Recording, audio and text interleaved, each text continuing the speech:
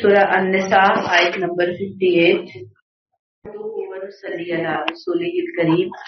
اما بعد فاعوذ باللہ من الشیطان الرجیم. بسم اللہ الرحمن الرحیم. رب اشرح لی صدری ویسر لی امری واحلل عقدۃ من لسانی یفقہوا قولی. ربی زدنی علما. آیت 58 پچھلی آیات سے یہود کے جرائم اور ان کے لیے سزائیں، پھر بنی اسماعیل کے نام ماننے والوں کے لیے سزائیں، اس کا ذکر پڑا، اور پھر ماننے والوں کے لیے جنت کی خوشخبری. ان اللہ یأمرکم ان تؤدوا الامانات الی اہلھا. اللہ تمہیں حکم دیتا ہے کہ امانتیں ان کے حقداروں کے سپرد کر دو. اب اگلی آیت یہاں 58 سے لے کر اگلی آیات تک مسلمانوں کو خطاب ہے، کافی آیات تک. انہیں یہ نصیحت کی گئی کہ شریعت الہی کی یہ امانت یہود سے چھین کر اب تمہیں دی جا رہی ہے، تو تم یہود کی طرح قومی اور گروہی تعصب کی بیماری میں مبتلا نہ ہونا، بلکہ ہمیشہ حق اور انصاف کو نگاہ میں رکھنا. اب تم کتاب و حکمت کے ساتھ ایک ملک عظیم کے وارث بھی بنائے جا رہے ہو. تم پر لوگوں کے معاملات کی ذمہ داری ڈالی جا رہی ہے. اسلامی حکومت کو دو اہم اصولوں پر چلایا جائے گا. نمبر 1 امانت، نمبر 2 عدل. اور اس بات کو یاد رکھنا کہ جس اللہ نے تمہیں اس ذمہ داری پر مامور کیا ہے وہ اللہ سمیع بھی ہے اور بصیر بھی ہے.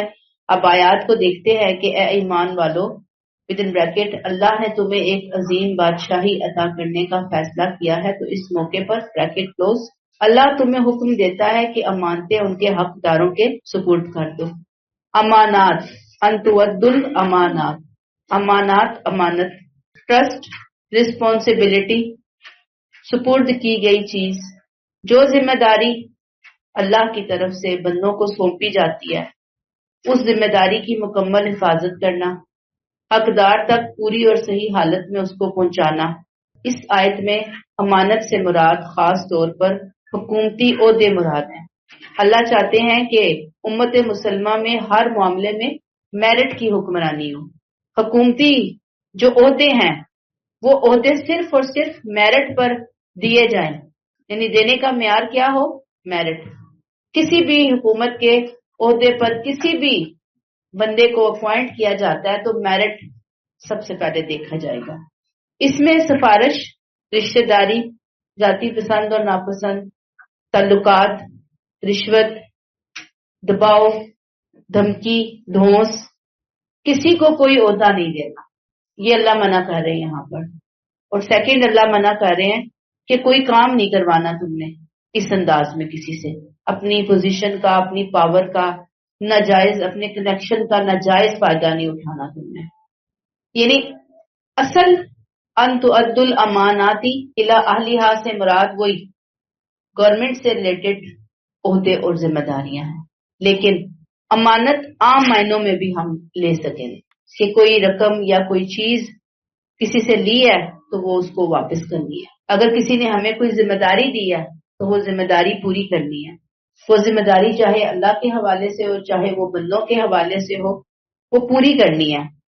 گویا حکومتی عہدے اور منصب حکومتی لیول کی خاص ذمہ داریاں، لیکن اس کے ساتھ ساتھ عام امانتیں بھی ہیں، عام ذمہ داریاں بھی ہیں، جس میں ہماری اولاد ہمارے پاس اللہ کی امانت ہے، ہمارا علم، ہمارا مال، بندوں کے حقوق، اولاد کی تربیت کی ذمہ داری، اپنی نگاہوں کی حفاظت، اپنی سوچ کی حفاظت، اپنے وعدوں کی پابندی، ہماری صحت امانت ہے، ہمارے ریسورسز امانت ہے.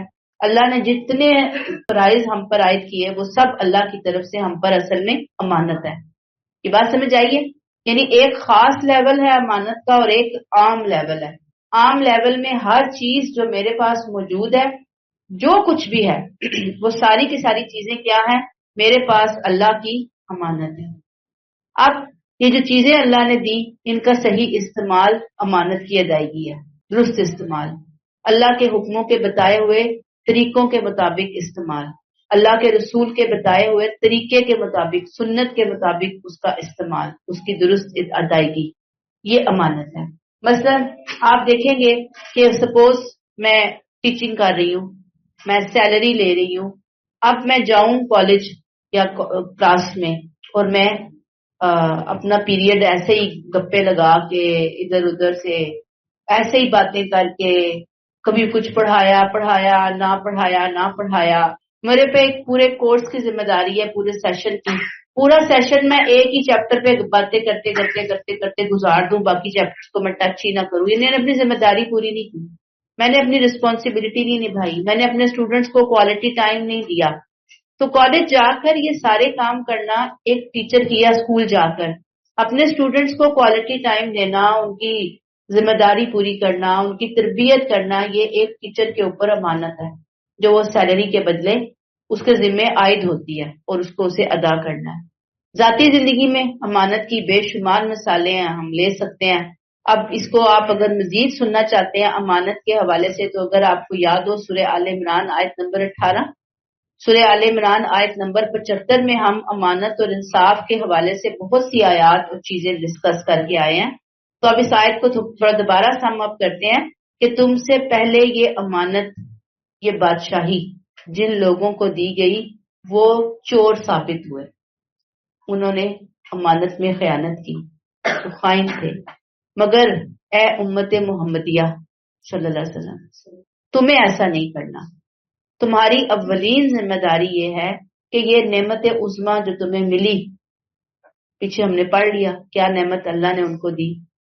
قوم کی امانتیں اہلیت کی بنیاد پر, میرٹ کی بنیاد پر لوگوں کو سپورٹ کرو, یعنی ہر ڈپارٹمنٹ میں اس کے اہل لوگوں کو, ٹیلنٹڈ لوگوں کو اپوائنٹ کرو. یہ تمہاری سب سے اولین ذمہ داری ہے. اور آج ہم نہیں دیکھتے ہیں کہ ہمارے جو سارے شعبے ہیں وہ زوال کا شکار کیوں ہے, کہ آپ کو وہاں جو لوگ نظر آتے ہیں نا وہ کمپیٹنٹ نہیں ہوتے. کیوں؟ وہ سفارشوں کے ذریعے بیٹھے ہوتے ہیں, وہ دوست دھمکیوں کی ذرا بیٹھتے ہیں, وہ رشوتوں کے بل بوتے پر بیٹھتے ہیں. تو پھر اب جو آ کر وہ انہوں نے دینا ہے وہی دینا ہے نا. پھر قوم کا بیڑا غرق جو ہونا ہے وہ ہونا ہے. امت مسلمہ پوری کی پوری اللہ نے اتنا بڑا حکم دے دیا کہ بھئی اس میں تم نے آنکھیں بند نہیں کرنی. یہ ہائر اتھارٹیز کی ذمہ داری بنتی ہے کہ وہ جس بندے کو جہاں اپوائنٹ کریں گے اس کی کمپیٹنسی پہلے نمبر پر دیکھی جائے گی. اور کمپیٹنٹ ہونا, یہ میں آپ کو بتاؤں بہت ضروری ہے. یعنی ایک نالج ہونی چاہیے, کمپیٹنسی ہونا چاہیے. لیکن ہم کہتے ہیں کہ نہیں یہ فلاں چیز اس کے اندر ہے, یہ ہے بہت اچھا. اچھا ہونا کیا کہتا ہے؟ اچھا ہونا ایک علیحدہ چیز ہے. کمپیٹنٹ بھی ہے یا نہیں ہے؟ اچھا, ہاں میرا رشتہ دار ہے یا اچھا بھی ہے, کوئی بہت نیک ہے بھائی, 5 ٹائم کی نمازیں پڑھتا ہے, جھوٹ نہیں بولتا, بات ٹھیک ہے. لیکن کیا وہ اس فیلڈ کے لیے کمپیٹنٹ ہے؟ اب آپ مجھے کہیں کہ آؤ بزنس سنبھال لو فلاں, تو میں تو بالکل بھی کمپیٹنٹ نہیں ہوں. میں نے کیا بزنس سنبھالنا ہے؟ آپ کے نہیں ہے تو اچھی نا, آپ ہیں تو امانت دار, نہیں آپ سنبھالے ہی سنبھالے. ایسے نہیں ہوتی کمپیٹنسی. کمپیٹنسی کمپیٹنٹ ہونا ہوتا ہے. جیسے حضرت عمر رضی اللہ تعالیٰ عنہ کے بارے میں کس قدر کمپیٹنٹ حکمران تھے نا. پھر جب انہوں نے کنٹرول سنبھالا تو آپ دیکھیں کہ پھر کایا ہی بدلی ہے اسلام کی, اسلام کا عروج ہمیں نظر آتا ہے.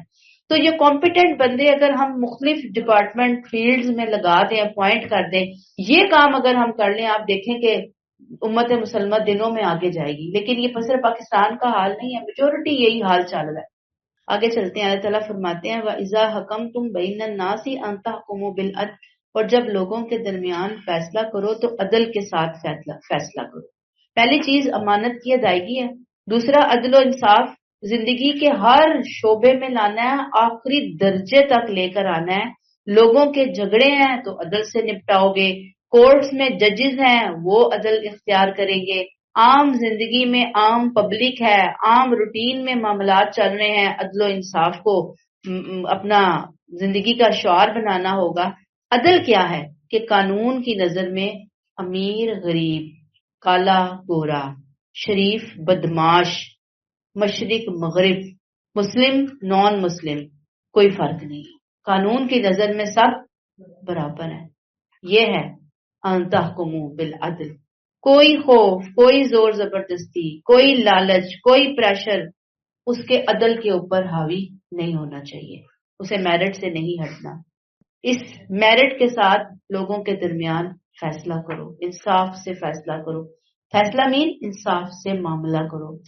ان اللہ نعم ما یعظکم بہ، اللہ تمہیں اس عمدہ بات کی نصیحت کرتا ہے۔ کون سی عمدہ بات؟ امانت کی ادائیگی اور ان تحکموا بالعدل، عدل کے ساتھ معاملہ کرنا۔ یہ بہت بھاری اور اہم ذمہ داری ہے، اس لیے اللہ تعالیٰ نے تنبیہ کی کہ یہ بڑی ہی اہم، بڑی ہی قیمتی نصیحت ہے تمہارے رب کی طرف سے تم پر۔ اس میں کوئی کوتاہی نہیں، اس میں کوتاہی برداشت نہیں ہوگی۔ اسے اللہ نے کیا کہا؟ نعمہ، نعمہ کا لفظ۔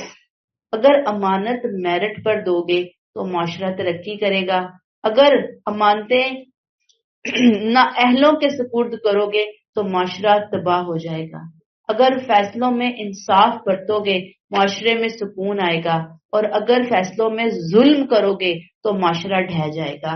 نعمہ، یہ دونوں کام، امانتیں اور عدل، یہ بڑی ہی خوبصورت چیز ہے، یہ بڑی زبردست چیز ہے، اس کو اپنی روٹین کا حصہ بناؤ۔ ان اللہ کان سمیعا بصیرا، بے شک اللہ سننے والا ہے اور دیکھنے والا ہے۔ یاد رکھو، وہ جب سب سنتا اور دیکھتا ہے تو کوئی چھوٹے سے چھوٹا چھپا ہوا دھوکہ اور نا انصافی، امانت میں خیانت، میرٹ کی دھجیاں اڑانا اس سے چھپا ہوا نہیں ہے۔ اب ہمارے لیے لیسن کیا ہے کہ یہ صرف چیزیں عدل انصاف ججز نے نہیں کرنا، کورٹس میں قاضیوں نے نہیں کرنا، بلکہ ہمیں ہر چھوٹے سے چھوٹے لیول پر ایک ایک سٹیپ پہ دیکھنا ہے کہ کہیں بے انصافی، نا انصافی، خیانت نہیں ہونی چاہیے۔ مثلا آپ دیکھیں کہ بچے ہیں ہمارے، بچوں کے درمیان انصاف کیسے ہے کہ ہمیں اپنے بچوں کو اگر گفٹ دینا ہے تو کوشش کرنا ہے کہ ایک جیسا، ایک قیمت کے حساب سے گفٹ دیا جائے۔ اگر ایک بچے پر کچھ خرچہ کیا جا رہا ہے تو دوسرے پر بھی کیا جائے۔ اگر ایک سے بہت محبت کا اظہار کر رہے ہیں تو دوسرے سے بھی کیا جائے۔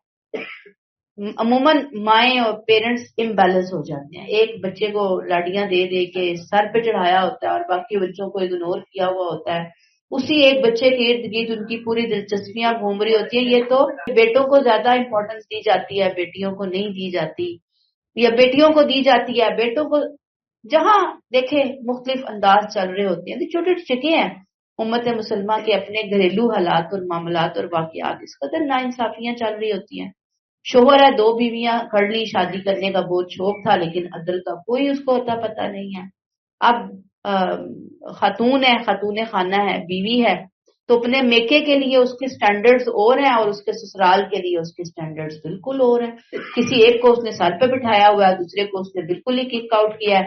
یہی حال شوہر کا ہے، شوہر کہتا ہے کہ بس میرا اپنا یعنی کہ سسرال یعنی اپنے میرا خاندان وہی ہے میرے لیے، تو مجھے اپنے سسرال کی فکر کرنے کی ضرورت نہیں۔ یہ امبیلنس رویے ہیں ہمارے ہاں، اس کو بہتر بنانے کی ضرورت ہے۔ فیملی ممبرز ہیں، اسٹوڈنٹس ہیں، کوئی بھی چیز ہے، گھر کی سطح سے لے کر گورنمنٹ لیول تک ہر جگہ انصاف، ہر جگہ امانت کی ادائیگی۔ اب افسوس یہ کہ ہم ہائی لیول کو تو دیکھتے ہیں کہ چور چکے کرپٹ یہ وہ فلاں، ہم اپنے لیول پہ یعنی کہ جیسے کہ ہماری جو گراس لیول ہے اس کے اوپر ہم کیا کرتے ہیں، ہمیں ذرا بھی ہوش نہیں ہے، ہم ذرا بھی اپنی اصلاح نہیں کرنا چاہتے، اور یہی وجہ ہے کہ آج معاشرے میں آپ کو بے سکونیاں، مسئلے مسائل، آپ ہر گھر کی سٹوری اٹھائیں آپ کو کوئی نہ کوئی کہانی آپ کو وہاں پہ نا انصافی اور ظلم کی نظر آ رہی ہو۔ اللہ تعالیٰ ہماری اصلاح فرمائے۔ آیت نمبر 59۔ اب پچھلی آیت 58 میں ہم دیکھ رہے ہیں کہ اسلامی معاشرے میں ایک حکومت، قاضی، علماء، سردار، والدین، سربراہان، یہ سب اہل امانت اور اہل عدل ہیں۔ اب حکومت اللہ کی بادشاہی ہے، لہذا یا ایھا الذین آمنو، اے لوگو جو ایمان لائے ہو، ایمان والوں کو مخاطب اللہ تعالیٰ فرماتے ہیں اطیعوا اللہ و اطیعوا الرسول، اللہ کی اطاعت کرو اور رسول کی اطاعت کرو۔ یا ایھا الذین آمنو، اے وہ لوگو جو دل سے اللہ کو بادشاہ مانتے ہو، دل سے ماننے والوں کے لیے یہ حکم ہے۔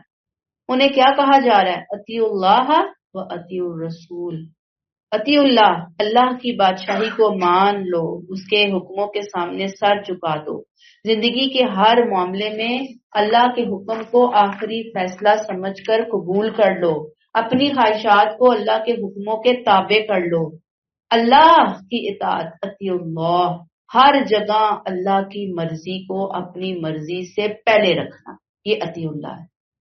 وہ گھر ہے، وہ دفتر ہے، وہ خاندان ہے، وہ برادری ہے، وہ کوئی موقع ہے، میری مرضی سے پہلے کس کی مرضی ہے، کس کی مرضی کو میں نے دیکھنا ہے، اللہ کیا چاہ رہے ہیں، یہ اطیع اللہ ہے۔ یہ نہیں ہم کرتے، ہم اپنی پسند کی جگہوں پہ کرتے ہیں۔ یہ آپ نوٹ بھی کریں گے، یہ آپ محسوس بھی کریں گے، اور اس سے آپ ایگری بھی کریں گے۔ کچھ چیزیں ہم نے پکڑی ہوئی ہیں اپنی مرضی کی، بس وہ کافی ہے ہمارے لیے، باقی جو ہے وہ تو ہمارے لیے ہے ہی نہیں، وہ تو کوئی اور ہی مخلوق کرے گی آ کے۔ پھر اطیع الرسول کیا ہے؟ اطیع الرسول، رسول کے اسوہ حسنہ کو اپنے عمل میں ڈھالنا، آپ کے طریقے پر دین کو عمل میں لانا۔ گویا اب اللہ یہاں پہ کیا چاہ رہے ہیں ایمان والوں سے، مسلمانوں سے، کہ تمہارے سارے معاملات میں اللہ اور اس کے رسول کو فیصلہ کن حیثیت حاصل ہو۔ ہر معاملے میں دیکھا جائے گا کہ اس معاملے میں اللہ اور رسول کی ہدایت کیا ہے۔ اللہ رسول کی یہ حیثیت ابدی ہے، لہٰذا جن معاملات میں کوئی حکم انہوں نے دے دیا وہ ہمیشہ کے لیے ثابت ہے، اولو الامر کوئی تبدیلی نہیں کر سکتے۔ وَأُولُو الْأَمْرِ مِنْکُم، مراد کون ہے یہاں پر؟ حکمران، اولو الامر سے مراد مسلمانوں کے معاملات چلانے والے، پارلیمنٹیرین آپ اس کو کہیں گے۔ اب یہ کیا کہہ دیا گیا؟ اللہ کی اطاعت کرنی ہے، اللہ کے رسول کی اطاعت کرنی ہے، حکمرانوں کی بات ماننی ہے، ٹھیک ہے۔ اب اس میں جو بات ماننی ہے، مثلا حکومت نے کوئی ڈسپلن کی غرض سے کوئی قانون نافذ کیا ہے، آپ کہیں چونکہ گورنمنٹ ہماری پسندیدہ لوگوں کی نہیں ہے، ہماری پسندیدہ پارٹی نہیں ہے، لہٰذا ہم تو اوبے نہیں کرتے۔ نہیں، آپ کیوں نہیں اوبے کرتے؟ قرآن کا حکم ہے وہ اولی الامر منکم، جو اب آپ کے اولی الامر بن گئے ہیں، آپ کو وہ حکم پسند آ رہا ہے یا نہیں آ رہا، آپ نے اس کو فالو کرنا ہے۔ مثلا اب ٹریفک قوانین کے بارے میں گورنمنٹ آپ کو کچھ کہتی ہے، امن و امان کے حوالے سے گورنمنٹ کوئی آرڈر پاس کرتی ہے، جاری کرتی ہے، ڈسپلن کے نام پہ کوئی چیز لے کر آتی ہے، تو ہمیں وہ چیزیں لینی ہے۔ اب مثلا دیکھیں سپوز کہ ایک اچھی چیز جو ہے، آپ نے دیکھا ہوگا کہ شادی ہال 10 بجے بند کرنے کا آرڈر ملتا ہے، لیکن ادھر لوگ 2 نمبریاں کر کر کر کر کے، آپ سوچیں پولیس والوں کو ملایا ہوتا ہے، بھاری رشوتیں دی جا رہی ہوتی ہیں، شادی ہال والوں نے لوپ ہول نکالے ہوئے ہوتے ہیں، حالانکہ آپ دیکھیں کہ ٹائم پہ لوگ جائیں، ٹائم پہ فارغ ہوں، ٹائم پہ فنکشن ہو۔ ہمارے یہاں براتیں 12 بجے پہنچ رہی ہیں، رخصتیاں صبح 4 بجے ہو رہی ہیں۔ اللہ معاف کرے، ایک زندگی عذاب میں ڈالی ہوئی ہے، اپنی تو خیر نہیں ڈالی، لوگوں کی ضرور ڈالی ہے جو مہمان جا رہے ہوتے ہیں۔ تو ایک چیز اگر ہمارے لیے بنی، ہماری آسانی کے لیے، کہ چلے جی بجلی کی بچت ہوگی، فلاں ہوگی، تو مان لینے میں کیا حرج ہے کہ نہیں گورنمنٹ ہماری چونکہ پسندیدہ نہیں ہے لہٰذا ہم نے وہ نہیں ماننا، ایک بات اس کو سائڈ پہ کر دیں۔ دوسرا یہ کہ پھر اس میں 2 نمبریاں بھی کرنی ہے، پھر 2 نمبریاں کر کے چور کہنا ہے دوسروں کو اور خود کو چور نہیں کہنا کہ ہم بھی چور ہیں۔ چور تو سارے ہیں نا، پھر نیچے سے لے کر اوپر تک پھر جو بھی بیٹھا ہے وہ کرپٹ ہی بیٹھا ہے کہ ہم نے اپنی اصلاح نہیں کرنا ہے۔ یہ میں نے ایک مثال دیا، چھوٹی سی مثال دیا۔ آپ کہیں جی ٹریفک پہ سگنل پہ رکنا ہے، میں تو نہیں رکتا، نہیں رکتے لوگ۔ آپ نے دیکھا ہوگا موٹر سائیکل والے ادھر سے نکل رہے ہیں، جو گاڑی والا جو ہے نا وہ ادھر سے نکل رہا ہے، تو اب آپ دیکھیں گے کہ کیوں نہیں کرنی بھائی پابندی؟ یہ کرپشن نہیں ہے کیا؟ یہ بھی تو کرپشن ہے نا۔ دودھ والا دودھ میں پانی ملا رہا ہے، وہ بھی غلط کر رہا ہے۔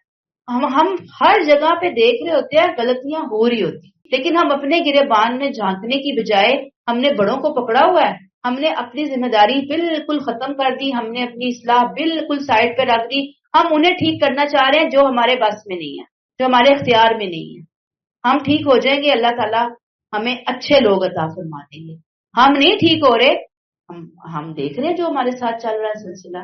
ایسی حکومت کے عام احکام کی پابندی کی جائے گی، اگر وہ کسی کھلم کھلا کفر یا گناہ کا حکم دے تو اس کی اطاعت نہیں کی جائے گی۔ اس کے نتیجے میں حکومت کا ظلم و ستم بھی اگر برداشت کرنا پڑے تو کیا جائے گا۔ لیکن ایک میں پھر بات کہوں گی کہ یہ جو ہمارے ہاں طریقہ کار ہے نا، جلاؤ، گہراؤ، احتجاج، روڈز بلاک، یہ سب سے گندا طریقہ ہے، یہ میں بتا دوں احتجاج کا۔ طریقے سے کریں آپ اپنا ریکارڈ، احتجاج کروائیں، جہاں آپ کر سکتے ہیں اپنی آواز بلند کر سکتے ہیں کریں، لیکن یہ جو روڈز بلاک کرنے والا احتجاج ہے نا، اس سیاست کا، اس کسی کمپین کا کبھی حصہ نہ بنے. یہ بہت بڑا ظلم ہے. یہ میں آپ کو بتا دوں. اب ایک حکومت کسی غلط کام کرنے کا نہیں کہتی، لیکن خود بہت گناہگار ہے، کبیرہ گناہوں میں دھسی ہوئی ہے. ایسی حکومت کے بارے میں کیا ہے؟ تو حدیثوں کے بارے سے ہمیں پتہ چلتا ہے کہ ایسی حکومت کے سامنے صبر کا رویہ اختیار کیا جائے گا اور حکمرانوں کو کلمہ حق کہا جائے گا. علماء کرام اپنے ایسے غلط حکمرانوں کو توجہ دلائیں گے. لیکن توجہ کیسے دلانی ہے؟ ظاہری بات ہے کہ اپنی زبان اور اپنی ٹون، ایک خیرخواہی والی ٹون، کہ یہ آپ نہ کریں، یہ آپ غلط کر رہے ہیں، یہ طریقہ کار درست نہیں ہے.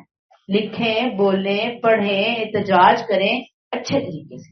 شائستگی کا دامن ہاتھ سے نہیں چھوڑنا. وہ بد اخلاق بدکار ہے، ہم تو بد اخلاق نہیں ہے نا، ہم تو نبی کی امت سے ہیں. ہم کیوں اپنی زبان گندی کریں؟ جو کر رہا ہے وہ اپنا جواب دے دے گا. اور پھر ایسی حکومت جو نہ سدھر رہی ہو، ایسی حکومت کو بدلنے کے لیے ہمیں جو ایک سسٹم اللہ نے دیا کہ آپ اس سسٹم کے تحت لوگوں کو مائل کریں، لوگوں کو کنونس کریں، اور بس پھر آپ جو ہے نا وہ اپنے کام چلائیں. اب مسلمان حکمرانوں کے خلاف مسلح بغاوت کی اجازت نبی کریم صلی اللہ علیہ وسلم نے نہیں دی. اگر آپ کے ناپسندیدہ پارٹی ہے، آپ کو اوبے کرنا ہے. کہاں کہاں؟ جہاں اس نے آپ کے لیے کوئی رول بنا دیا جو قرآن و سنت سے نہیں ٹکراتا. گورنمنٹ بدلنی ہے، طریقہ کار متعین کیے گئے ہیں، اس طریقہ کار کے مطابق جو ہے وہ کیا جا سکتا ہے. فَإِن تَنَازَعْتُمْ فِي شَيْءٍ، پھر اگر تمہارے درمیان کسی چیز میں کوئی اختلاف رائے واقع ہو جائے، فَرُدُّوهُ إِلَى اللَّهِ وَالرَّسُولِ، تو اسے اللہ اور اس کے رسول کی طرف پھیر دو. إِن كُنتُمْ تُؤْمِنُونَ بِاللَّهِ وَالْيَوْمِ الْآخِرِ، اگر تم واقعتاً اللہ اور روز آخرت پر ایمان رکھتے ہو. یعنی کسی حکم میں اختلاف ہو گیا ہے، کوئی قانون تمہیں صحیح نہیں لگ رہا، کوئی مسئلہ ایسے ہو گیا ہے، تو آخری اتھارٹی کیا ہوگی؟ قرآن و حدیث. اس کی روشنی میں فیصلے کا حل نکالا جائے گا. ذالک خیر و احسن تأویلا، یہ بہتر ہے اور انجام کے لحاظ سے اچھا ہے. یہی کامیابی کا راستہ ہے. مطلب یہ کہ اللہ اور رسول کی طرف سے رجوع کرنے میں دنیا اور آخرت دونوں کی کامیابی ہے. یہ اب اس میں لیسن کیا ہے؟ دنیاوی اعتبار سے حکمرانوں کی پیروی کرنا فرض ہے. ایک حدیث ہے، آپ صلی اللہ علیہ وسلم نے ایک لشکر بھیجا اور ایک شخص کو ان کا امیر بنایا. اس امیر نے آگ جلائی اور لوگوں سے کہا کہ اس میں داخل ہو جاؤ. کچھ لوگوں نے اس میں داخل ہونے کا ارادہ کر لیا اور کچھ نے کہا کہ ہم آگ ہی سے تو بھاگے ہیں. پھر وہ واپس آئے، آپ صلی اللہ علیہ وسلم سے اس واقعے کا ذکر کیا تو آپ نے ان لوگوں سے جو ان آگ میں داخل ہونا چاہتے تھے کہا کہ اگر تم اس آگ میں داخل ہوتے تو قیامت تک اسی میں رہتے. یعنی کہ یہ تو غلط بات تھی نا کہ حکمران کہہ رہا ہے، مسلمان حکمران کہہ رہا ہے تو تم اس کی ہر بات آنکھیں بند کر کے ماننا شروع کر دو گے. یہ نہیں ہے. اور دوسرے گروپ کے بارے میں آپ نے اچھی بات فرمائی اور فرمایا اللہ کی معصیت میں کسی کی اطاعت نہیں، یعنی اللہ کی نافرمانی میں کسی کی اطاعت نہیں. وسلم نے فرمایا سنو اور عام کو ہی حکمران بنایا جائے جس کا سر منقے کی طرح چھوٹا ہو. یعنی اس کی پرسنالٹی جو ہے نا وہ کوئی ایسے ہی پرسنالٹی والا شخص ہے، لیکن اب وہ بن گیا، اب وہ بیٹھ گیا. اب کیا کرنا ہے؟ بات مانیں گے، رائے عامہ کو اپنے حق میں ہموار کرنے کی کوششیں کی جاتی رہیں گی، بغاوت نہیں ہوگی. جو بھی حکومت کی تبدیلی یا حکمران کی تبدیلی کا جو پروسیس ہے اس کو اختیار کیا جائے گا. لیکن اب ہمارے ہاں تو کچھ بھی نہیں ہے نا. ہمارے ہاں تو جو لوگ بیٹھے ہیں اوپر وہ کسی کو کچھ کرنے نہیں دیتے، ڈنڈا بنا ہوا ہے وہاں تو حکمران، لہٰذا دعا ہی کر سکتے ہیں ہم بس. آیت نمبر 60. آیت نمبر 59 میں اللہ تعالیٰ نے اطاعت رسول، اطاعت اللہ، اطاعت رسول، اولو الامر کا حکم دیا. تنازعات کی صورت میں قرآن و حدیث کی طرف رجوع کرنے کا حکم دیا کہ اپنے ہر مسئلے کے جہاں تمہارا اختلاف ہو گیا، ڈیبیٹ ہوگی، قرآن کھولو کو اللہ نے کیا فرمایا، دیکھو نبی کی مسند سنت کیا ہے یہ بتایا. اب آیت 60 میں منافقین کا جو اس کے برعکس رویہ ہم دیکھیں گے کہ ریاست مدینہ بننے سے پہلے یہودیوں نے اپنے ہاں عدالتیں قائم کی ہوئی تھی. عرب جو تھے نا، عام عرب اپنے مقدمات فیصلوں کے لیے وہاں لے کر جاتے تھے کیونکہ ان کے اپنے ہاں عدالتی سسٹم موجود نہیں تھا. یہ جو یہودی تھے بہت چرب زبان ہوتے تھے، اکثر اوقات دونوں طرف سے وکیل بھی یہودی ہوتے تھے. اب یہودی رشوتیں لے کر فیصلے کیا کرتے تھے. جب نبی کریم صلی اللہ علیہ وسلم مدینہ تشریف لائے اور ایک اسلامی ریاست کی بنیاد پڑی تو مسلمان اپنے مقدمات کے فیصلے نبی کریم کے پاس لے کر جانے لگے۔ اب یہ یہودیوں اور منافقوں کے کاروبار انصاف پہ اس سے بڑا فرق پڑا، کیونکہ وہ تو دونوں ہاتھوں سے عوام کو لوٹ رہے تھے۔ چنانچہ منافقین نے یہ طرز عمل اختیار کیا کہ ایک تو وہ اپنے مقدمات بھی حضور کی بجائے یہودی عدالتوں میں لے جانے لگے، کعب بن اشرف کے پاس، اور سادہ لوگ مسلمانوں کو یہ کہہ کر یہودی عدالتوں کے پاس جانے پر آمادہ کرتے کہ وہاں ان کے من پسند فیصلے کروائے جا سکیں گے، رشوت دو گے تو اپنی پسند کا فیصلہ کروا لو گے۔ اب اس آیت نے منافقین کے اس طرز عمل کی طرف اشارہ ہے۔ اللہ تعالیٰ فرماتے ہیں الم تری الی الذین یزعمون، اے نبی تم نے ان منافقین کو نہیں دیکھا جو یہ دعویٰ کرتے ہیں انہم آمنوا بما انزل الیک وما انزل من قبلک، کہ وہ تمہاری طرف بھی بھیجی گئی کتاب پر ایمان رکھتے ہیں اور سابقہ نازل کردہ کتابوں پر بھی ایمان رکھتے ہیں۔ اب یہ ایمان کا دعویٰ ہے ایک طرف، اور کر وہ اس کے بالکل الٹ رہے ہیں، کہتے ہیں ہم ایمان رکھنے والے ہیں، لیکن اصل کیا ہوتا ہے؟ یریدون، اب یہ ان کا رویہ منافقین کا، یریدون ان یتحاکموا الی الطاغوت، چاہتے ہیں کہ اپنے معاملات کے فیصلے کے لیے طاغوت کے پاس جائیں، یا اپنے معاملات فیصلے کے لیے طاغوت کے پاس لے جائیں۔ فقد امروا ان یکفروا بہ، حالانکہ انہیں اس کے انکار کا حکم دیا گیا تھا۔ یعنی ان کا جرم اللہ اور رسول کو چھوڑ کر یہ منافقین طاغوت یعنی یہود کی شیطانی عدالتوں کی طرف جاتے تھے، جہاں انصاف دکھتا تھا اور تورات کی حقیقی تعلیمات کی بجائے ان کی اپنی بنائی ہوئی فقہ کی بنیاد پر فیصلے ہوتے تھے۔ یہ وہاں جاتے منافقین، وہاں جھوٹ، رشوت، ناجائز ہمدردی کی بنیاد پر انہیں فیصلے مل جایا کرتے تھے۔ حالانکہ اللہ نے تو شروع سے ہی اس طاغوت کے پیچھے چلنے سے، اس کا انکار کرنے کا انہیں حکم دیا۔ یاد رکھیے سورہ البقرہ آیت 256 میں ہم پڑھ کر آئے کہ دین میں کوئی جبر نہیں، ہدایت گمراہی سے واضح ہو چکی، تو جو کوئی طاغوت کا انکار کرے اور اللہ پر ایمان لائے اس نے مضبوط کڑا پکڑ لیا جس کو ٹوٹنا نہیں۔ یعنی اللہ یہ بات تو پہلے ہی بتا چکے ہیں کہ طاغوت کے پاس نہیں جانا۔ کس بیس پہ جاتے ہیں؟ ادھر ایمان باللہ اور دوسری طرف طاغوت کی عدالتیں پکڑی ہوئی ہیں انہوں نے۔ اللہ فرماتے ہیں وَيُرِيدُ الشَّيْطَانُ أَن يُضِلَّهُمْ ضَلَالًا بَعِيدًا، شیطان چاہتا ہے کہ انہیں دور کی گمراہی میں ڈال دے۔ واضح ہدایت آنے کے بعد اللہ اور اس کے رسول پر ایمان لازمی ہے، طاغوت کا انکار کرنا ضروری ہے، اس انکار کے بغیر ایمان معتبر نہیں۔ اب یہ منافقین دونوں کو اکٹھا رکھنا چاہتے ہیں، دونوں کشتیوں کا سوار بننا چاہتے ہیں، اور شیطان تو چاہتا ہے کہ ان کو صراط مستقیم سے بھٹکا کر اتنی دور لے جائے کہ ان کا واپسی کا راستہ ہی گم ہو جائے، انہیں یاد ہی نہ رہے، انہیں نظر ہی نہ آئے کہ صراط مستقیم بھی کوئی چیز تھی۔ یہ ہے ان یضلہم ضلالا بعیدا، دور لے گیا صراط مستقیم سے ان کو۔ دور کی گمراہی کیا ہے؟ دیکھیں کبھی کوئی انسان کوئی غلطی کرتا ہے نا کبھی کبھی، اور وہ توبہ کرتا ہے، پلٹ آتا ہے، اس کے پلٹ آنے کے چانسز ہوتے ہیں۔ لیکن اگر کوئی انسان دور چلا جائے نا، اپنی غلطی سے دور نکل جائے، پھر اس کی واپسی کے امکانات ختم ہو جاتے ہیں۔ انسان نیکی سے ہزاروں، پھر لاکھوں، پھر میلوں، پھر کروڑوں مائل جو ہے نا وہ دور نکل جاتا ہے، استغفر اللہ، حق کو نظر انداز کرتا ہے، حق کا دشمن بن کے کھڑا ہو جاتا ہے۔ ہمارے لیے لیسن یہ ہے کہ انسان اپنے معاملات میں دیکھے بات کس کی ماننی ہے، اللہ کی، اللہ کے رسول کی، یا شیطان کی۔ شیطان تو تھوڑا تھوڑا تھوڑا تھوڑا کر کے انسان کو بس بھٹکا کے لے جاتا ہے، اور یہی پیغام ہے ہمارے لیے کہ قرآن و سنت سے خود بھی جڑنا ہے، اپنے بچوں کو بھی جوڑنا ہے، تاکہ کبھی کوئی طاغوت کے راستے پر نہ چل سکے۔ اور طاغوت کا راستہ جب تک قرآن نہیں پڑھیں گے ہمیں نہیں سمجھ آئے گا، ہم اپنے جب ہمیں نہیں آئے گا تو ہم اپنے بچوں کو کیا بتائیں گے؟ نہیں گائیڈ کر سکتے۔ آیت نمبر 61، اب آپ دیکھیں کہ 60 میں اللہ منافقین کا ذکر کر رہے ہیں جو زبان سے قرآن اور رسول پر ایمان کا دعویٰ کرتے ہیں، لیکن جب فیصلوں کا وقت آتا ہے تو اپنی من مانے فیصلے کروانے کے لیے جھوٹ، رشوت، کرپشن کے ساتھ یہودی عدالتوں میں جاتے ہیں۔ اب آیت 61 میں اللہ ایسے لوگوں کے حوالے سے اگلا منظر پیش کر رہے ہیں، ایسے منافقین کے حوالے سے۔ وَإِذَا قِيلَ لَهُمْ تَعَالَوْا إِلَى مَا أَنزَلَ اللَّهُ وَإِلَى الرَّسُولِ، جب ان سے کہا جاتا ہے یعنی منافقین سے کہ آؤ اللہ کی نازل کردہ کتاب کی طرف، آؤ رسول کی طرف، رَأَيْتَ الْمُنَافِقِينَ يَصُدُّونَ عَنكَ صُدُودًا، تو تم یہ دیکھتے ہو کہ یہ تم سے کترا جاتے ہیں۔ انہیں کہا جاتا ہے آؤ قرآن سے قانون لو، آؤ رسول کی ہدایت سے فیصلے کرواؤ، تو تم ان منافقین کو دیکھتے ہو کہ کسی نہ کسی بہانے سے وہ کترا جاتے ہیں، منہ پھیر لیتے ہیں۔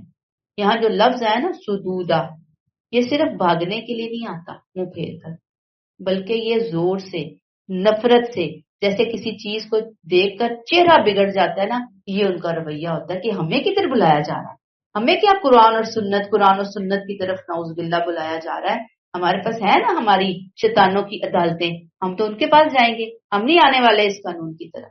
تو بہرحال یہ آیت ہم سب کے سامنے ایک سوال رکھتی ہے، جب قرآن مجھے بلاتا ہے تو پھر میرا دل خوش ہوتا ہے یا دل میرا پریشان ہو جاتے ہیں اللہ کا حکم سن کے، اللہ کی بات سن کے۔ آیت نمبر 62 اب منافقین کا رویہ پڑھ رہے ہیں، ایک طرح کی پیشن گوئی اللہ تعالیٰ 62 میں کر رہے ہیں کہ یہ جلد ہی دوڑتے ہوئے آپ کے پاس آئیں گے۔ فَكَيْفَ إِذَا أَصَابَتْهُم مُّصِيبَةٌ بِمَا قَدَّمَتْ أَيْدِيهِمْ، مگر اس وقت کیا ہوگا جب ان کے ہاتھوں کی لائی ہوئی کوئی مصیبت ان پر آ پڑے گی۔ ثُمَّ يَجَاءُوكَ يَحْلِفُونَ، پھر اس وقت وہ قسمیں کھاتے ہوئے آپ کے پاس آئیں گے، باللہ اللہ کی قسم کھا کر کیا کہیں گے، ان اردنا الا احسانا و توفیقا، خدا کی قسم ہم تو صرف بہتری اور سازگاری چاہتے ہیں۔ اللہ کہتے ہیں ان کی شرارتوں کی سزا کے طور پر وہ وقت آنے والا ہے، یہ آپ کے پاس آئیں گے، اے نبی قسمیں کھا کھا کر آپ کو یقین دلائیں گے، واللہ واللہ ہم نے بری نیت سے فلاں کام نہیں کیا تھا، ہماری نیت تو بڑی بھلائی والی تھی، خیر والی تھی۔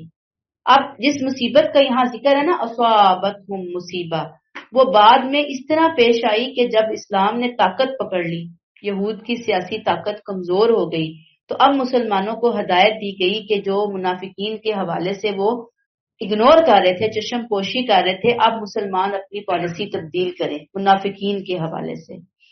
جب مسلمانوں نے اپنی روش بدلی، منافقین اس صورتحال سے بہت پریشان ہوئے، یہودیوں میں ایسا کوئی دم نہیں تھا کہ وہ ان کی سپورٹ پہ کھڑے ہوتے، ان کی سرپرستی کرتے، اب مسلمان بھی ان کے چکموں میں آنے والے نہیں تھے، اب ان کی حالت یہ تھی، وہ جو محاورہ آپ نے سنا ہوگا، نہ جائے ماندن نہ پائے رفتن، اب یہ دوڑ دوڑ کر منافقین حضور کی خدمت میں آتے، قسمیں کھاتے، آپ کو یقین دلاتے کہ یہود سے جو ہم نے تعلقات اور کنیکشن رکھے ہوئے تھے، ہم تو ویسے ہی چلے جاتے تھے، ہماری کوئی بری نیت نہیں تھی اور ہماری کوئی نیت میں فساد نہیں تھا، بلکہ ہماری تو ہمیشہ خواہش یہ رہی کہ ہم مسلمانوں کو فائدہ پہنچائیں، مسلمانوں اور یہودیوں میں جو ڈسٹنس ہے ہم اس کو کم کرنے کی کوشش کرتے تھے، ہم اس کے اندر برج بنتے تھے، ہم چاہتے تھے کہ دونوں آپس میں دور نہ ہو، ہم تو اس لیے جاتے تھے، قسمیں کھا کھا کر آ کر نبی کریم صلی اللہ علیہ وسلم کو آ کر اپنی منافقت چھپا چھپا کر پیش کرتے تھے، اور اللہ تعالیٰ کہتے ہیں کہ یہ اپنی اس منافقت کو کیا الفاظ دے رہے ہیں، احسانم و توفیقا، ہم کیا کرنے جا رہے تھے، بہتری کے لیے، ہم کیا چاہ رہے تھے، سازگاری۔ واقعات کے منظر عام کے بعد ظاہری بات ہے کہ ان کی جتنی باتیں تھیں وہ ختم ہو گئی، احسانہ بہتری، خیر خائی، بھلائی، برائی تو ہم چاہتے ہی نہیں تھے، توفیقہ صلح، سازگاری، مفاہمت، تعلقات بہتر بنانا۔ بہرحال اس سے لیسن ہمیں ملتا ہے کہ دشمن قوتوں اور ملکوں کے ساتھ اختلاف یا رواداری کی پالیسی بنانا لوگوں کا کام نہیں ہے، یہ سربراہان حکومت کا کام ہے، عوام کا ٹولہ نہیں کر سکتا کہ وہ خود طے کرے، یہ گورنمنٹ کا کام ہے، یہ یاد رکھیے، کسی اور فرقے، کسی اور جماعت، کسی اور گروپ کا یہ کام نہیں ہے، یہ پارلیمنٹ کرتی ہے، جو عوام کے نمائندے ہوتے ہیں وہ کرتے ہیں، ٹھیک ہے نا۔ ہمارے ہاں تو ڈنڈا بردار سنبھالتے ہیں ہماری پالیسیاں، تو ان کا بھی رائٹ نہیں ہے، یہ رائٹ گورنمنٹ کا رائٹ، اس نے بنانی ہے پالیسیاں، اس کو یہ حق حاصل ہے۔ اب اگر ارباب حل و عقد کسی برسر جنگ اور عوام کے اندر کے کچھ افراد ان دشمنوں سے محبت اور اعتماد کی پینگیں بنائیں اور اسے امت کی خیر خواہی کا نام دیں، تو یہ کھلی بدخواہی اور یہ منافقت، اس کی اجازت نہیں ہے۔ آیت نمبر 63 اب منافقین کا مستقبل کا طرز عمل ہم پڑھ رہے ہیں، یہ دوڑتے ہوئے آئیں گے۔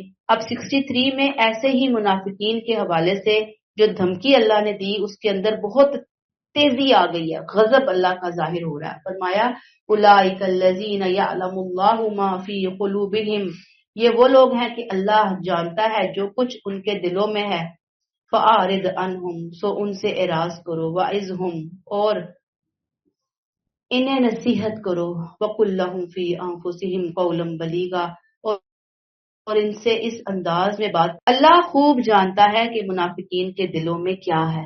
یہ ایک کشتی کے سوار کیوں نہیں ہو رہے, ان کے دل میں یکسوئی کیوں نہیں آ رہی, کیوں نہیں آ رہی. یہ ابھی تک اس امید پر جی رہے ہیں کہ یہ جو مسلمانوں اور یہودیوں کے درمیان کشمکش یا جھگڑا چل رہا ہے, امید ہے کہ اس میں یہود کا پلہ بھاری ہوگا, کفار کا پلہ بھاری ہوگا, تو ہم جا کے اطمینان سے ان کی گود میں بیٹھیں گے اور یہ منافقت کی پالیسی کامیاب رہے گی. اللہ کہتے ہیں اولئک الذین یعلم اللہ ما فی قلوبہم, اللہ ان کے دلوں کے معاملات بہت اچھی طرح جانتا ہے. یہ جو دل میں رکھ کے بیٹھے ہوئے ہیں کینہ, بغض, منافقت مسلمانوں اللہ کے خلاف, نبی کریم صلی اللہ علیہ وسلم کے خلاف, فرمایا فَأَعْرِضْ عَنْهُمْ, سو ان سے اعراض کرو, ان کا معاملہ اللہ کے سپرد کر دو, ان کی اس حرکت سے ابھی اعراض کرو.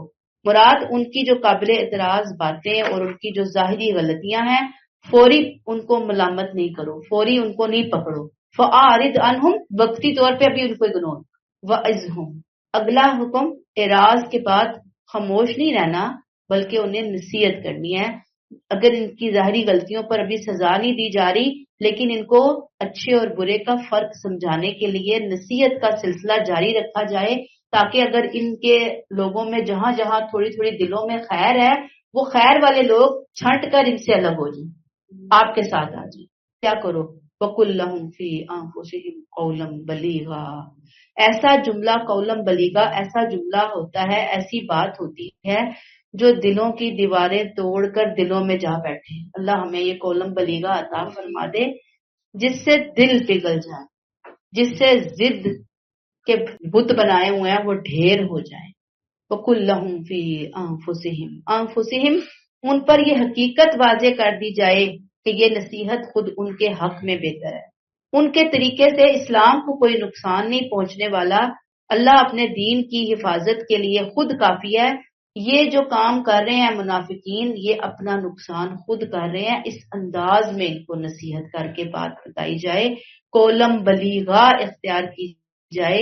نصیحت کا انداز کان کھولنے والا, دل میں دھنسنے والا ہونا چاہیے, کیونکہ یہ دل کے بہرے ہیں اور آپ صلی اللہ علیہ وسلم کا کریمانہ انداز نصیحت ان پر اثر انداز نہیں ہو رہا, لیکن کرتے چلے جائیں. نبی کریم صلی اللہ علیہ وسلم کو یہ ہدایت اس وجہ سے ہوئی کہ اگر آپ کسی غلطی پر ان کی کوئی گرفت فرماتے تو آپ نہایت کمال درجے کی شفقت سے بہت نرم اور کریمانہ انداز میں اشارہ فرماتے.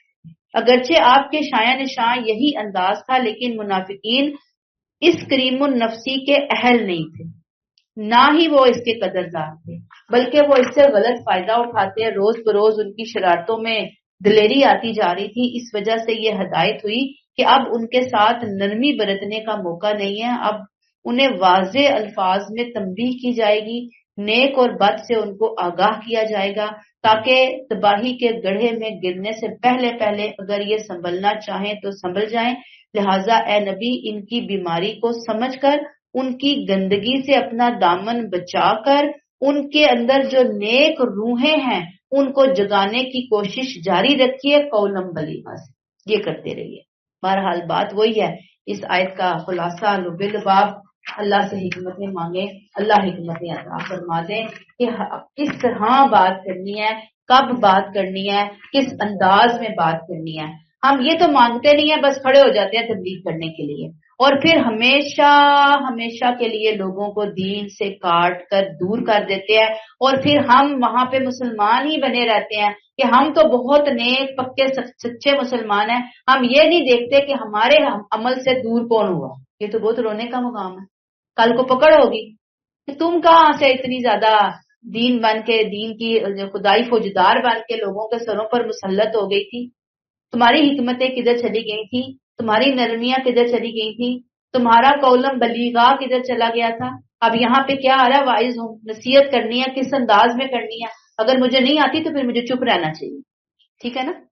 آیت نمبر 64 آخری آیت ہے. یہاں سے 63 میں منافقین کا طرز عمل, منافقین کا رویہ اور نبی کریم کا اسوہ حسنہ ہم پڑھ رہے ہیں. اب 64 میں نبی کا مقام کہ ان کی بات کو قبول کرنا لازم ہے, اور ساتھ ہی ان منافقین کو دعوت کہ تمہارا صحیح رویہ کیا ہے, کہ نبی کے پاس آؤ, آ کر اپنی غلطی مانو اللہ سے معافی مانگو، اور رسول بھی آپ کی مغفرت کے لیے اللہ سے سفارش کرے گا۔ اللہ بہت توبہ قبول کرنے والا مہربان ہے۔ فرمایا وما ارسلنا من رسول الا لیطاع باذن اللہ، انہیں بتاؤ کہ ہم نے جو رسول بھی بھیجا اس لیے بھیجا کہ اللہ کے حکم سے اس کی اطاعت کی جائے۔ یاد رکھیے کہ صرف لا الہ الا اللہ پڑھ کے کہ میں رسول کو ماننے والی ہوں یہ کافی نہیں، میں رسول سے بہت محبت کرنے والی ہوں یہ کافی نہیں۔ یہاں بتا دیا رسول کا صحیح مقام کہ رسول اطاعت کا مرکز ہوتے ہیں۔ وہ اس لیے نہیں آتے کہ لوگ انہیں نبی اور رسول مان کر عقیدت سے فارغ ہو جائیں، اور رسولوں کی حیثیت صرف واعظ اور نصیحت کرنے والے کے لیے نہیں ہوتی، بلکہ ان کی بعثت کا مقصد یہی ہوتا ہے کہ زندگی کے تمام معاملات میں جو تعلیمات انہوں نے دی بے چوں چرا اس کو مانا جائے، اس کے اوپر عمل کیا جائے۔ اس کی وجہ یہ ہے کہ اللہ اپنے بندوں کے ساتھ براہ راست معاملہ نہیں کرتا، وہ اپنی ہدایت نبیوں اور رسولوں کے ذریعے دیتا ہے۔ وما ارسلنا من رسول الا لیطاع باذن اللہ، اللہ کے حکم سے ان کی اطاعت ہوتی ہے، وہ اپنی ہدایت نبیوں اور رسولوں کے ذریعے دیتا ہے، اس میں شبہ نہیں۔ اصل مراد تو اللہ کی اطاعت ہے، لیکن اللہ کی اطاعت کا طریقہ، راستہ رسول کی اطاعت سے جانا، یہ بات ذہن میں رکھیں۔ رسول کی اطاعت کیوں ہے؟ اللہ کی حکم کی وجہ سے۔ پھر یہ اطاعت کوئی رسمی چیز نہیں ہے، بلکہ قرآن نے مطالبہ کیا ہے کہ یہ اطاعت اتباع کے ساتھ، اتباع پورا اخلاص ہو، پوری محبت ہو، انتہائی عقیدت ہو، صرف بات نہیں ماننی، عقیدتوں، محبتوں، جذبات کے ساتھ بات مانو۔ انسان کو اللہ کی محبت اسی اطاعت اور اتباع رسول سے حاصل ہوتی ہے، یہ اس کو جان لینا ہے۔ وَلَوْ أَنَّهُمْ إِذ ظَّلَمُوا أَنفُسَهُمْ جَاءُوكَ، اگر یہ اپنے آپ پر ظلم کرنے والے منافق آپ کے پاس آ جاتے، فَاسْتَغْفَرُوا اللَّهَ، اللہ سے معافی مانگتے، وَاسْتَغْفَرَ لَهُمُ الرَّسُولُ، اور رسول بھی اللہ سے ان کی معافی کے لیے درخواست کرتے، لَوَجَدُوا اللَّهَ تَوَّابًا رَحِيمًا، تو وہ اللہ کو بہت بخشنے والا مہربان پاتے۔ ہونا یہ چاہیے تھا کہ یہ منافقین اپنی جانوں پر ظلم کرنے والے اپنے ظلم کے بعد آپ کی عدالت میں آتے۔ ظلم کیا تھا ان کا؟ رسول کی عدالت کو چھوڑ کر طاغوت کی عدالتوں میں جانا، یہودیوں کی عدالتوں میں جانا، اپنے مقدمات لے کر یہ آپ کے پاس آ کر اپنی غلطی، اپنے ظلم کا اعتراف کرتے، اللہ سے کہتے فاستغفر اللہ، استغفار کرتے اللہ ہمیں معاف کر دے۔ رسول سے کہتے ہم سے غلطی ہوئی، ہمیں نہیں جانا چاہیے۔ اور رسول کیا کرتے؟ رسول ان کے لیے معافی کی درخواست اللہ کے حضور پیش کرتے۔ رسول کے استغفار کی شرائط کے دو پہلو ہیں۔ نمبر 1، رسول کا یہ استغفار دنیا میں رسول کی طرف سے شفاعت ہے کہ اللہ تعالیٰ ان کو معاف فرما دیجیے، وہ ریکویسٹ کر رہے ہیں، اور پھر امید ہے کہ جب رسول ریکویسٹ کر رہے ہیں اور اللہ نے سن لی تو ان کی شفاعت ہو جائے گی۔ نمبر 2، رسول کی عدالت کے ہوتے ہوئے ان کا یہودیوں یعنی طاغوت کی عدالت میں جانا رسول کی صریح توہین ہے، اس وجہ سے ضروری ہوا کہ وہ رسول کی رضا اور ان کی دعا بھی حاصل کریں۔ ذہن میں رہے کہ رسول اصلاً معافی دینے والے نہیں، وہ کیا؟ معافی کی سفارش کرنے والے، یہ بات ذہن میں رکھیے۔ فرمایا لَوَجَدُ اللَّهَ تَوَّابًا رَحِيمًا، تو یہ اللہ کو بہت زیادہ بخشنے والا اور مہربان پاتے، سچے دل سے آتے تو اللہ مہربان ہوتا، رحم کرنے والا، توبہ قبول کرنے والا۔ یہاں سے ایک ہمیں بات پتہ چلتی ہے کہ کسی دوسرے کی دعا کا فائدہ تبھی ہوتا ہے، ہم دوسرے سے کہتے ہیں نا ہماری دعا کرو، جہاں ایک بندہ نظر آتا ہے ہم کہتے ہیں جی دعا کر دینا، دعا کر دینا ہمارے لیے۔